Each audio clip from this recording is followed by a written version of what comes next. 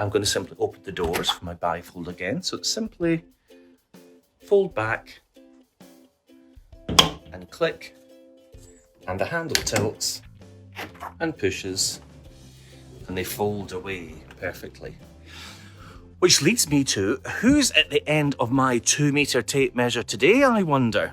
Well, this is a fantastic lady that I met at a Businesswomen Scotland, where unfortunately for the ladies, I was the lunchtime entertainment. So I'd like you to meet Melanie Russell. Good morning. Morning, John. Good morning, how are you? So we've got our 2 well. metres here, we've got our 2 metres, safe distance.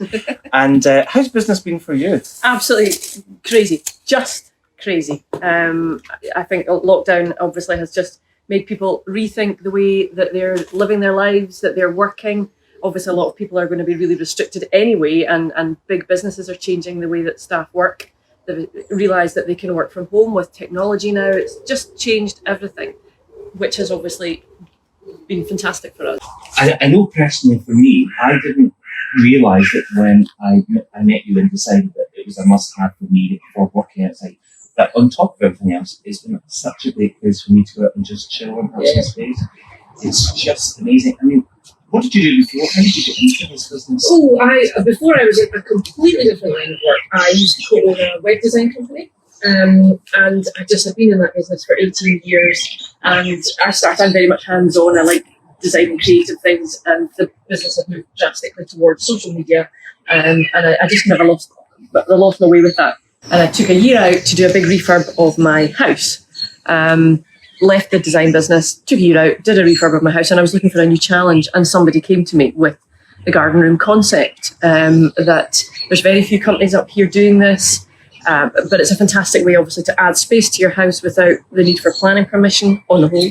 And I did a lot of research into it and established that, there are very few companies up here doing it. There's loads of them down south, but it's just not been a huge thing up here. So did my research, worked out that it was, in fact, a really valid business model. And the business was born. It started in May 2018. We launched the business, took 6 months to develop the prototype. Launched to market in May 2018, and we have not stopped building ever since. And where was your first one? First one was in Knightswood, just in the west end of Glasgow. Just a lovely couple who had a small house, but they just needed a bit more space. Exactly what you would expect. Loved where they were, happy with their schools, but just needed a bit more space in the garden for work, for the kids, that sort of thing. So that was Knightswood was my first one, and it was a big moment because it was a huge leap of faith. So you don't have joins, you don't have these. And the other thing which I was totally fascinated by, and I don't know if you can see them here, is they're called ground screws, and it's kind of revolutionised having to do foundations and building and things. And I was just it did actually look as if I'd gone to the land of the giants. They basically are, what are ground screws for the ground. Correct. But tell me how you found out about those, and what difference does it make to the building timescales? Well, again, just through extensive research, looking at different materials and looking at the way to make the building as quick and efficient and as strong and resilient as possible, we came to the ground screws. They're initially the ones that we started looking at were developed in Norway, so they're fairly harsh conditions that they've got to tolerate. But the beauty of them, the main reason obviously is the environmental impact. You're not having to do a massive concrete pour. You're not relying on the Scottish weather. You don't have to wait for 2 days, 3 days for the concrete to set. You don't have to create a shutter. You don't have this massive environmental nightmare of concrete being poured. They go in literally with a big driver straight down into the ground, and then the kit of the garden room sits off the ground, sits on top of the ground screws. So there's airflow underneath, which means that there's no damp issues. There's nothing coming up. Obviously, we put damp-proof membranes in the whole structure anyway. But, as I say, the garden room is off the deck.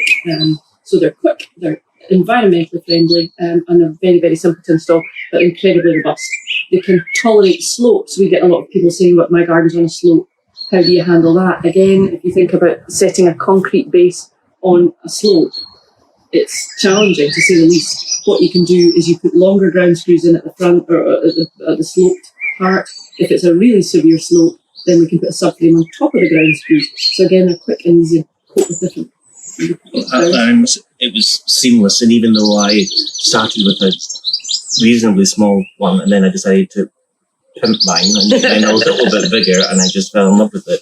But it did go for a seamless installation, which was great. Yes. Now, talked about sizes, and obviously we'll talk about rough budgets and things, but what would you say was the starting size that was manageable? Yeah, the smallest one that we've built is 2.4 metres by 2.4 metres, or old school 8 foot by 8 foot.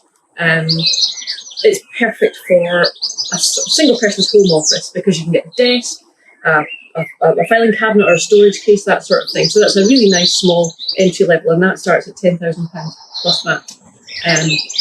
They then obviously go up indefinitely from there. Obviously yours is about 5.5 metres by 3 metres. Because we build each room from scratch in the workshop in Glasgow, we can make it whatever size it needs to be.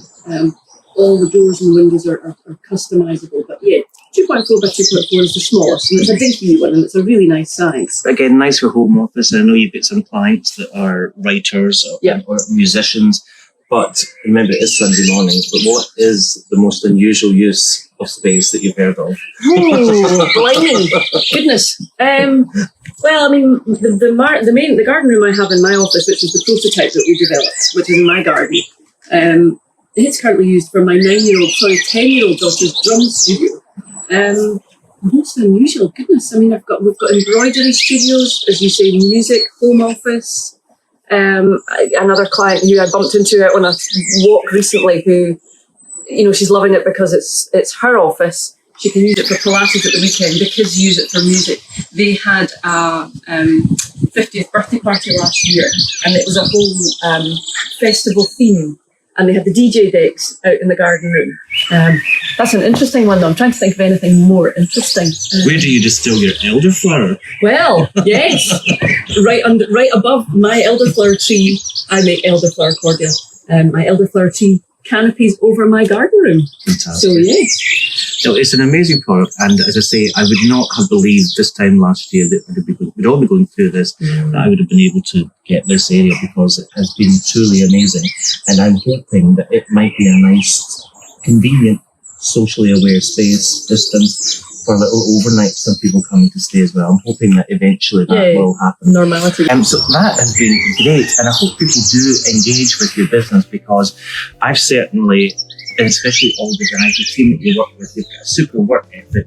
I know that everybody's spoken to me about it, and I love it. Absolutely use it. I use it all the time.